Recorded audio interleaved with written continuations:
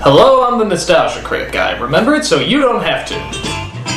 In 1969, Sesame Street was born, an educational show that actually made learning numbers, letters, and words somewhat entertaining. It was put together by puppeteer legends Frank Oz, Jim Henson, and a few others. For a while, it was everywhere, and if you can believe it, this show is actually still on TV, running almost 40 years non-stop. Surely there must be some kind of movie we can exploit out of this. Luckily there is. In 1985, Warner Brothers released their big-screen motion picture groundbreaking epic, Follow That Bird. Good lord, this is gonna be painful. The show itself never made any sense, so what makes people think that a movie about it is gonna make any sense?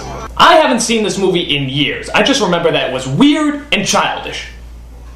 I mean, okay, it's a children's movie, but that's beside the point. It's time I look over this crazy, nonsensical garbage and give it the beating that it deserves. So, let's dive right in at the beginning. Ladies and gentlemen, would you please rise for the Grouch Anthem? No. With a Grouch Anthem, you stay sitting down. Oh my god, it's Oscar! I haven't seen him in years! He's like the first puppet I ever saw in my entire life. He's like totally responsible for the grumpy personality I am today. I mean, I just looked up to him, I just loved him, and I'm sure this movie's still gonna blow despite him!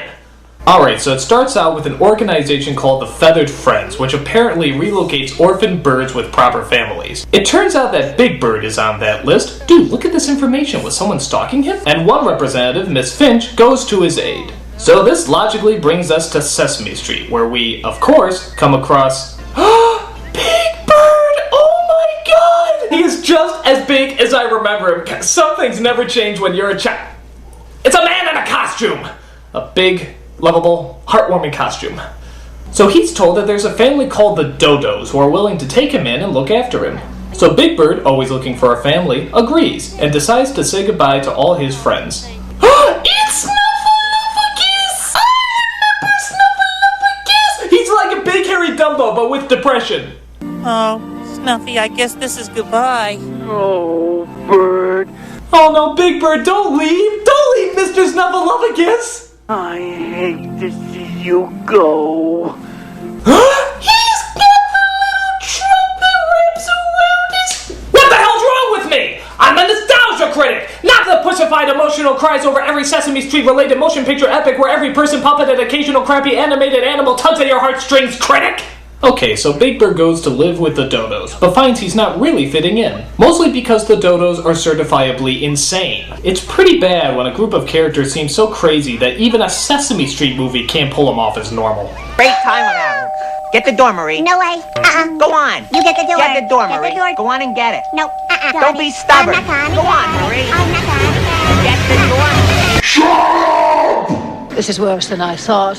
Wanting to keep his mental health, Big Bird runs away and tries to get back home. But Miss Finch is determined to get him back before he reaches his destination. So the Sesame Street gang goes looking for him. The gang consisting of Oscar and Grover, the Count, Cookie Monster, and Bert and Ernie! As you notice, Bert and Ernie are sharing the exact same plane. That's because they also share the exact same bed.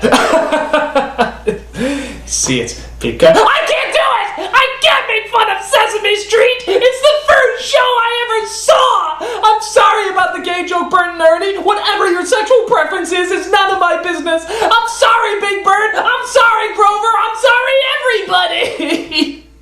I love you all! You're all so beautiful and innocent to me! You are childhood! I can't do it! I'm finished! I'm done! Get someone else to review the movie! I can't do it! Hey you! You want $20? Go review this movie! Hooray!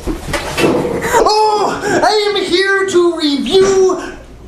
What's the name of this movie again? Follow That Bird. Oh my god, this is the greatest movie I've ever seen in my life! There's this bird who runs away from home, only to run away from his home again to get back to the first home that he ran away from in the first place. And there's this lady who looks like one of my acid fantasies, and she is trying to bring him back home to the home that he ran away from the second time. Now I know that doesn't make a whole lot of sense.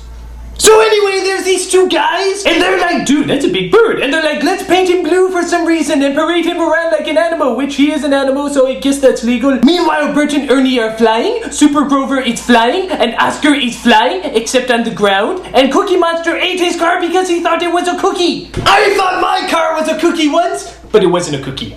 Or a car. It was man.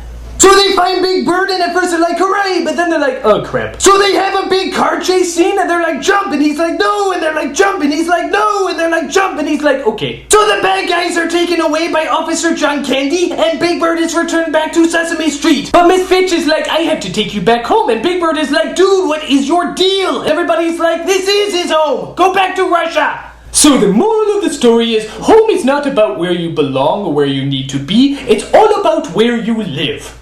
I live in a box, so that blows donkeys. I'm Chester A. Bum saying, I remembered so you don't change! You got change! Ah, come on, help a guy out, will ya? Come on, change! Well, can you at least tell me how to get to Sesame Street? Nobody seems to know!